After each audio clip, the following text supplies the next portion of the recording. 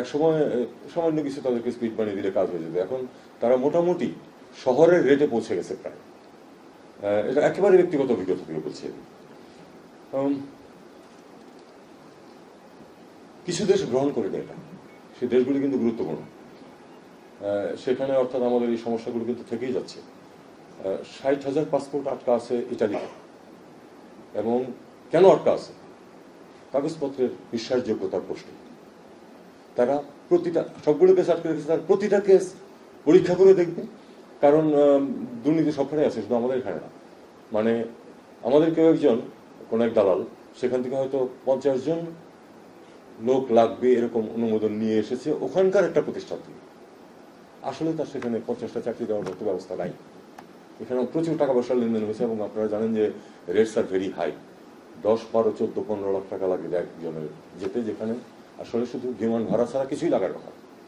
তো তার অংশ তারা পায়, তারা কাগজটা দিয়ে দেয়। কাজে এই যে কাগজের বিশ্বাসযোগ্যতার ক্ষেত্রে একটা বিরাট নতুন জিনিসটা হতে যাচ্ছে। কিন্তু আমাদেরকে দেখতে হবে যে যেই দেশগুলিতে গ্রহণ করছে না তাদের এখানে কিন্তু আমাদের সমস্যা প্রচুর রয়ে গেছে।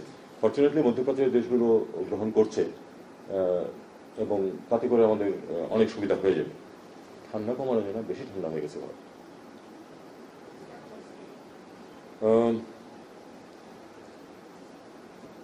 জসিম সাহেব একটা কথা যেটা বলেছে যে মিশনগুলোর সামনে ভিড়, উনি যে মিশনে ছিলেন খুব বড় না সেই মিশনটা, দৈনিক 300 পাসপোর্ট ইস্যু করতে হতো। কিন্তু মিশন না, এটা তো একটা পাসপোর্ট অফিস। যেই মিশন 300 পাসপোর্ট ইস্যু করবে একদিনে, তার পক্ষে কি আর কোনো ধরনের কোনো সার্ভিস দেওয়া সম্ভব? 5 জন 7 জন অফিসার স্টাফ মিলিয়ে। এমনকি আমাদের এখানে যে নাইট গার্ড হিসেবে যায় সে পর্যন্ত পাসপোর্টে সিল দেওয়ার কাজ করতেছিল বা ওই যে ফাইনাল কাজ করতেছিল। এটা হতে পারে না। এটার কোনো একটা বুদ্ধি বের করতে হবে। এবং একটা সিদ্ধান্ত হয়েছে যে যে সব জায়গাতে আসলেই ভিড় বেশি সেখানে লোক বল একটু বাড়ানো। কিন্তু আসলে আমরা যদি ডিজিটালাইজেশনটাকে, আমি জানি না আপনারা কিভাবে করবেন, আরেকটা স্টেপ যদি নিয়ে যেতে পারি যে এই লোকগুলি পাসপোর্টের জন্য ওখানে আসতে হবে না, পাসপোর্ট তার কাছে পৌঁছে যাবে, নতুন পাসপোর্ট এবং জেনুইন সব ডকুমেন্টস কাগজপত্র সহ, তাহলে বোধ হয় আরেকটু সুবিধা হতে পারত। ইমেজের কথা কোনো একজন বলেছিলেন বক্তাদের মধ্যে, আমার মনে হয় ঠিক কে বলেছিলেন এটা। আমি এই ইমেজ নিয়ে বলে শেষ করবো আমার বক্তব্য। ইমেজ একদিনে সৃষ্টি হয় না, একদিনে শেষ হয় না। যখন এই যারা ভূমধ্য সাগর পাড়ি দিতে গিয়ে ডুবে মারা যায়, তাদের মধ্যে যখন আমাদের সংখ্যা সবচেয়ে বেশি হয়ে যায়, ইমেজ কিন্তু তখন আপনি ভালো ভালো কথা বলে রক্ষা করতে পারবেন। আবার যখন আপনার একজন ট্যাক্সি ড্রাইভার টাকা পয়সা ফেরত দেয়, অটোমেটিক্যালি কিন্তু আপনার ইমেজ উপরে। আপনার এমপি যখন দুর্নীতির দায়ে জেলে যায় আরেক দেশে গিয়ে, আপনার ইমেজ রক্ষা করা সেখানে খুব কঠিন।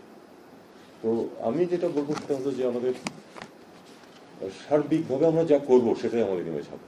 হুট করে একটা কিছু দেওয়া হবে না, কিন্তু ছোট ছোট পদক্ষেপ সেখানে আমাদেরকে নিয়ে যেতে পারে। আপনারা যে কাজটা করেছেন ছোট একটা পদক্ষেপ, এই একটা ক্ষেত্রে যদি কোনো ধরনের দুর্নীতি ছাড়া চমৎকারভাবে জিনিসটা পার হয়ে যায়, তাহলে দেখুন শুভেচ্ছা কিন্তু, সদিচ্ছা কিন্তু সবারই আছে। আমি পুলিশের কথা বলছি। পুলিশ ভেরিফিকেশন একসময় কিন্তু পুলিশ থেকে নিয়ে এসে আমাদের ফরেন মিনিস্ট্রিতে আসতে হতো। আমার জন্য তো কাজটা কঠিন না।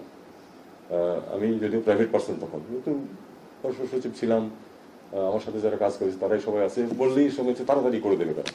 কিন্তু আমি আমার মেয়ের জন্য পুলিশ ভেরিফিকেশন রিপোর্ট নিতে গিয়ে দেখলাম যে তারাই পররাষ্ট্র মন্ত্রণালয় একটা করাই নিয়ে গেছেন।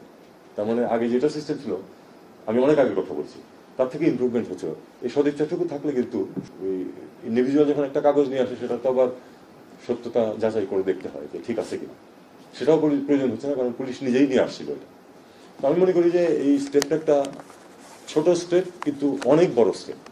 মানে ওই যে লম্বা জার্নি তো একটা স্টেপ দিয়ে শুরু হয়। তো আপনাদের যারা এটাতে জড়িতেছেন সবাইকে আমি আন্তরিকভাবে ধন্যবাদ জানাচ্ছি এবং আমি আশা করব যে বিভিন্ন ক্ষেত্রে আমরা এইসব দিকে এগোবো, যাতে করে দুর্নীতির সুযোগ যাতে কমে যায়। দুর্নীতির সুযোগ যেখানে থাকে সেখানে দুর্নীতি দমন একেবারে সম্পূর্ণ বন্ধ করা খুবই কঠিন।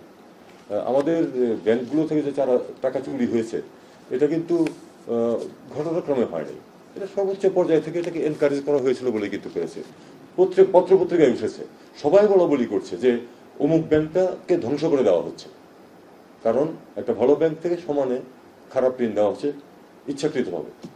সর্বোচ্চ পর্যায় থেকে যদি তাদের প্রতি সমর্থন না থাকতে পারে, এটা সম্ভব হতো না। কাজেই সুযোগ যাতে না থাকে দুর্নীতি, সেটা আনতে হবে আমাদের, এবং এটা এক্ষেত্রে একটা বড় পদক্ষেপ। আপনাদের অনেক আমার কথা শোনার জন্য ধন্যবাদ।